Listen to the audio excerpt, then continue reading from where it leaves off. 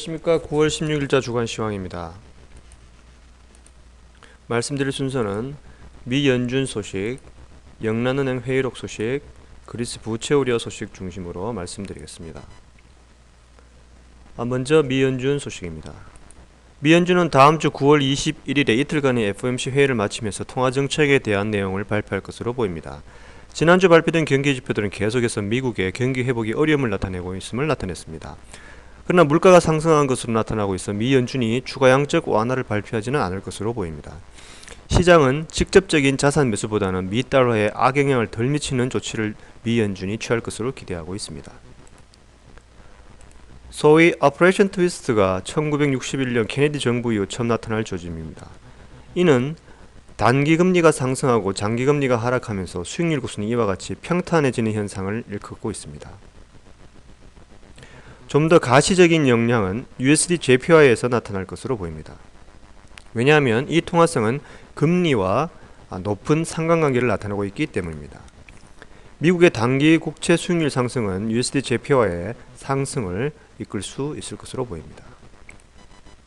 다음은 영란은행 소식입니다.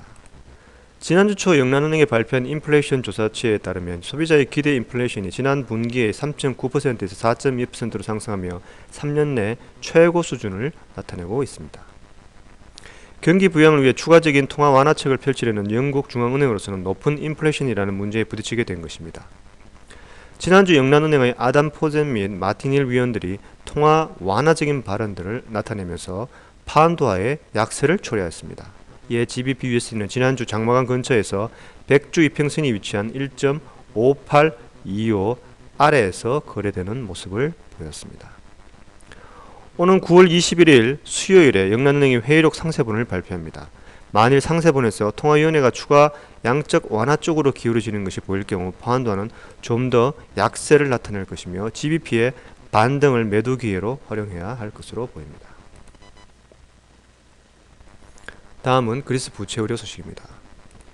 유럽의 부채 우려가 여전히 세계 금융시장에서 중요한 불확실성으로 남아있습니다. 지난주 초 그리스 2년물 국채 수익률이 76%를 넘어섰고 독일과 기타 변방국 간의 국제 수익률 스프레드가 최고 수준을 기록했습니다. 이후 유로존 금융 상황이 좀 회복되는 듯하면서 그리스 2년물 국채 수익률이 지난 금요일에는 50%대 중반으로 내려가고 수익률 스프레드 및 CDS도 좀 완화되는 듯 했습니다. 유로에 대한 어려움은 ECB의 입장 변화에서도 나타나고 있습니다. ECB는 성장세 둔화, 다음 인플레이션이 더 상승할 가능성이 줄어들고 있다는 그런 언급을 하면서 좀 더 통화 완화적인 입장으로 선회한 것입니다. 2월 USD의 주요 기술적 저항선이 1.4030에서 나타나고 있습니다. 이는 1.4550에서 1.35까지 하락한 구간의 50% 되돌이 구간이자 200일 이평선이 위치한 곳이기도 합니다. 또한 이 영역은 200주 이평선이 현재 1.4015에 있고 1일 기준선과 주간 전환선이 1.4020, 1.4025에서 만나고 있기도 합니다. 이렇게 1일 및 주간 기술적 차트들이 만나고 있는 수준이 현 수준 여기에 50% 되돌이 구간입니다.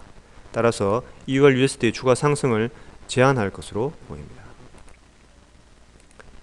다음 주 주요 경기지표 발표에 대해서 말씀드리겠습니다. 빨간색으로 표시된 부분들이 중요도가 높은 지표들입니다.